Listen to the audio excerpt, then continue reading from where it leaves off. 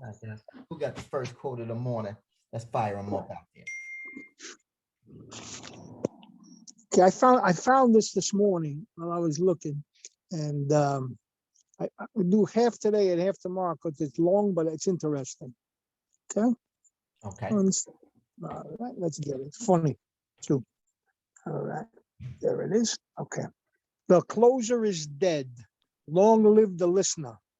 I have a confession to make. I can only hope that when I'm done, you'll remember that people are capable of change and you won't judge me too harshly. I started my career in sales. I put sales in quotas because here comes a confession.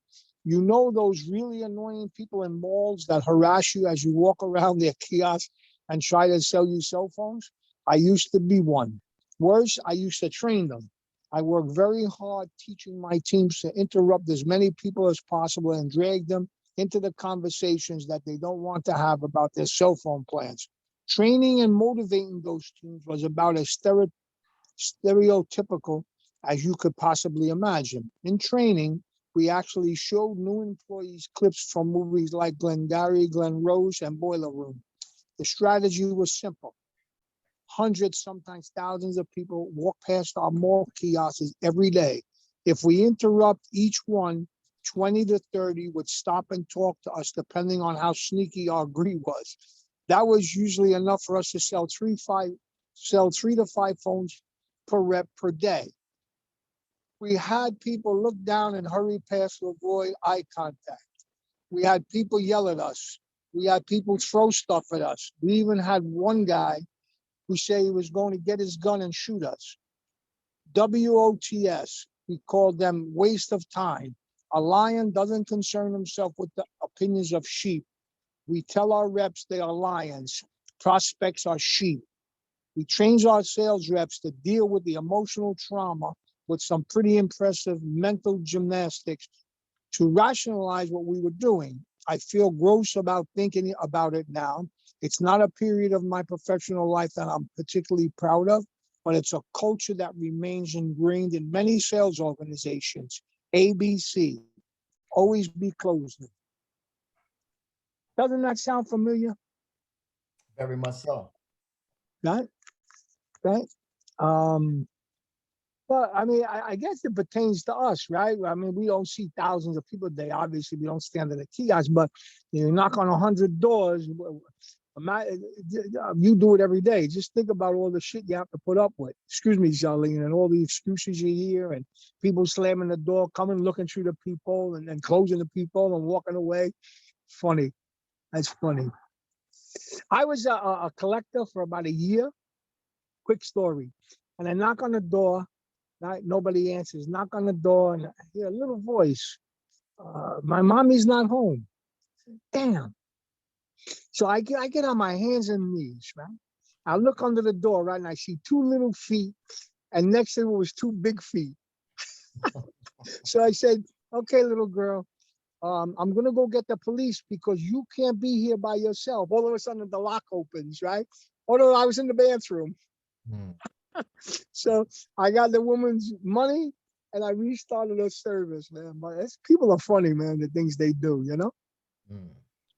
You know, Ron, I dare you to peek under somebody's door now. What's that? Charlene, when you you're to a peek under collector, somebody's door now. Charlene, when I was a collector, I'd be in Far Rockaway at 7:30 in the morning. You know why? Everybody's windows were open because it was hot. They had no air conditioning, right? If they didn't answer the door, I go to the window. Morning, Ronnie from Time Warner. How are you? Good morning, dear. Time Warner. And they had no other thing to do but answer me, right? You had to do what you had to do, you know?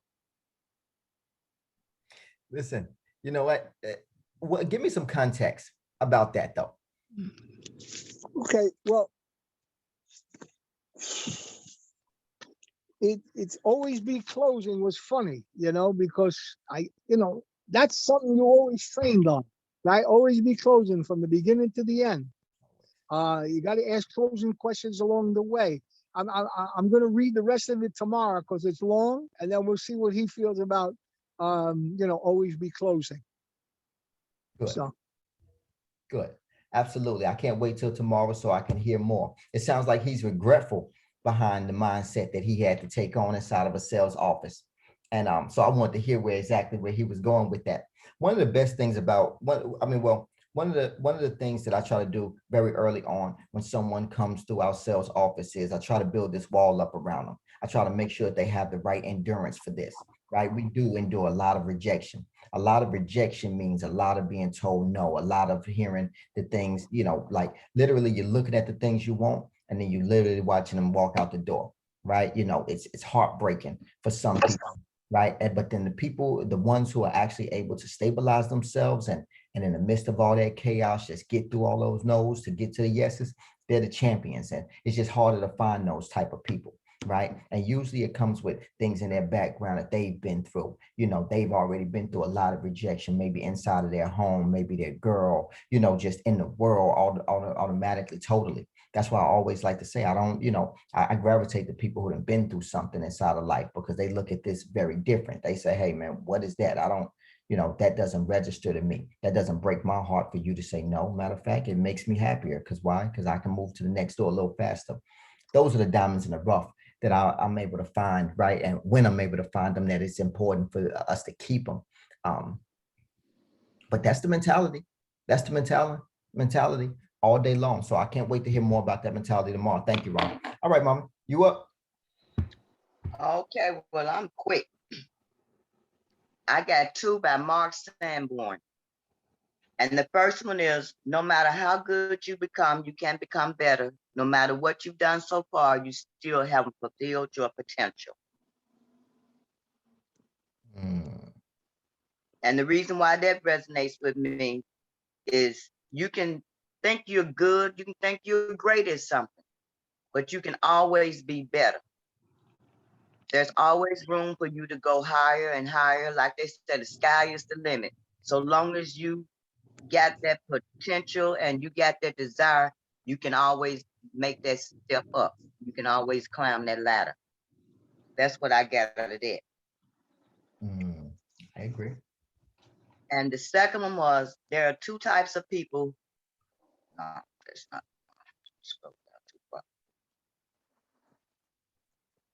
Better is the most important step to becoming your best. If you want to be your best, you need to start by getting better. Start doing better, good, better, best. That's how it works. That's exactly how it works. I love it because it takes steps and it's gradual success. It isn't that microwave stuff that we hear about so many times of the day, right?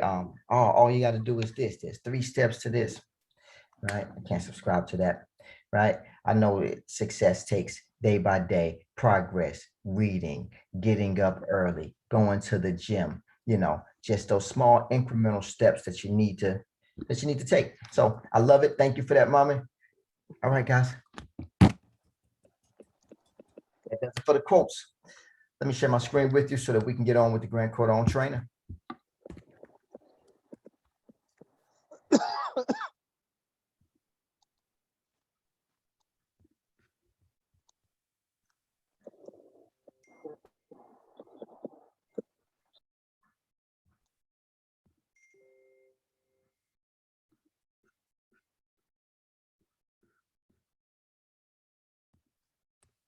Ron, post that so I can read it again. I'm sorry, say that again, Shaman? Post your reading so I can read it again. Yes, I will. Okay, thanks.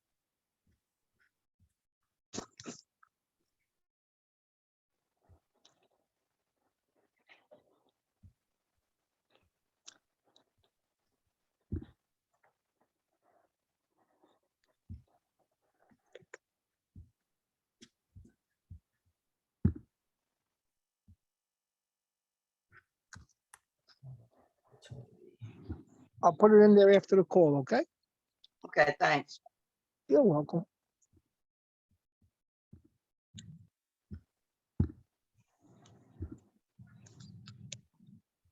All right, guys. Why don't people buy? The next 3 minutes and 20 seconds. Okay. So why don't people buy from you? Why does somebody hit your website, phone your company, drive all the way to your retail showroom and then not buy? Well, one reason could be this, and you need to know what they all are. Many times the customer won't tell you, and or they don't even know. Number one, they're not qualified. They are not qualified to buy your product right now and will not tell you, can't tell you. Number two, they can't tell you why they won't buy right now. Maybe there's something going on personally that they just can't disclose to you. Number three, they're not a decision maker. Maybe as we go through these, you write them down, memorize them, and start checking off during the day when they're happening. Number three, they're not a decision maker. They are not the decision maker. Look, you could have combinations of these affect you. They're not a decision maker and can't tell you they're not the decision maker. I'm sure you've had that happen. Number four, they're not ready. They're telling you they're ready. They're telling you they're going to do something, but they're not ready. I know people that bargain hunt constantly, and they're going to tell you, I'm ready to do this right now. And the truth is they're not. They're just using that as a negotiating strategy to see what their deal would be if they were ready. Number five, they don't have enough information. There's not yet enough information for them to make a decision, so they can't. Now they've become a follow-up. Don't lump them together with the first four, or you're going to be missing strategies to follow up people that don't have just enough information. Number six, just not prepared to buy. This could be a financial situation, could be information. It could be, I just don't have enough personal certainty within myself to buy. Maybe there's so much uncertainty going on in the world right now that emotionally I'm out of whack so much. I don't know, maybe the stars and the moon aren't lined up. They're just not prepared to do it. Number seven, big reason, okay, on wrong product. Particularly when you have physical products, and I wouldn't say just physical, tangible or even intangible, you want to always check, are we on the right product? Would you consider another product? Would you consider the one above this, below this? Would you consider one if it was a little more money or a little less money? That way, in that way, we could find out that people would consider it. If you'd consider a different piece of art, then you're on the wrong one. Number eight, you don't know what they need. You have no clue. What problem are they trying to solve? What is it they're trying to replace? What is it they're trying to avoid? What situation are they trying to get a handle on to make this decision and buy from you? Don't know what they need. If you don't know and they don't know, nobody's doing anything. Number nine, look, the timing could be wrong. It could just be the wrong timing. I've gone to companies and done the best job, had everybody excited. Everybody was on board. And what I didn't know was the company was actually in a buy sell. And the owner of the company couldn't tell me. The managers didn't know. Upper management couldn't say it.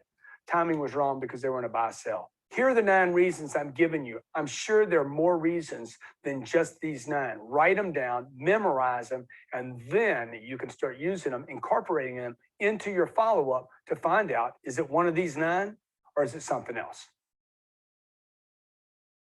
Pretty thorough there. So why don't people buy from you? Why does somebody hit your website?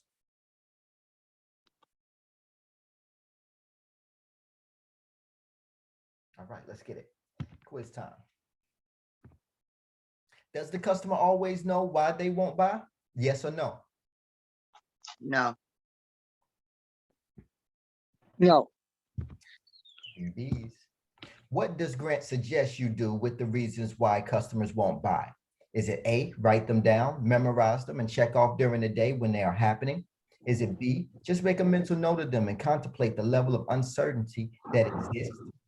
C, only remember that the customer may not be the decision maker and that they may not be ready to buy. D, just remember that the customer never has enough information and may not be prepared to buy. Well, it could be A or C, but I'm going to say A because he said to write them down and check them off during the day.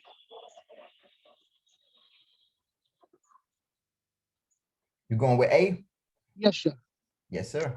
All right. So what do you say, mommy?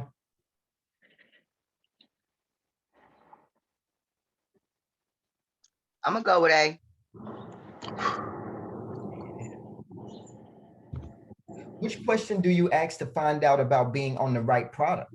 Is it A, would you consider a product below this one? Is it B, would you consider one if it were a little more or a little less money? C, would you consider a product above this one? D, all of the above. All of the above. Above. Okay. Drum roll, please. I'm done. That's how you bounce back. That's how you bounce back. Great for the self-esteem. What did we learn? Well, I tell you the truth. Sometimes one thing he missed, and I know he said there's other reasons. Sometimes, right? You say you're going to look for a car, right? You go to one car dealership, you're looking around, right? You get pricing, right? And you really don't want to spend that much money. You go somewhere else, and then you go home and you compare which one you really want to spend. You know, before we bought the Chevy, we wanted to buy a Ford. Ford is out of their minds. Ford cars have gone through the roof. So we went to Ford. They want like five and change a month for a lease. Crazy. So you have to sometimes do comparable shopping, and you're just not ready to buy at that moment. So that's one thing I take away from there. And one thing a salesman, understands too, you know. That's how I am as a customer. So Right on. Right on. What about you, Mama? He gave a lot of good reasons that we all familiar with. They're not qualified and everything, but the one that stood out to me was that the only one that he mentioned becomes a follow-up is the one that doesn't have enough information. Everybody else, he feels like, I got that he feels like you should be able to make some kind of sale somewhat if you could get those other things taken care of. But that one definitely, long as they don't have enough information or you don't have enough information, that definitely becomes a follow-up. Right. Right. Listen, one of the best things about Grant is he's definitely thorough. When he takes the time to sit down and do that, he puts himself in an elite group to me, right? Because I've never sat down to actually write out all of the reasons that they may not want to buy from myself, right? But I can imagine, how much more prepared I can be if I just took the time to actually do that, right? I encourage everybody to do that, because this way you got to get familiar with with the crossover moves, right? It's just like playing basketball and you guarding a player, but he's really good with the ball. He really got good handle.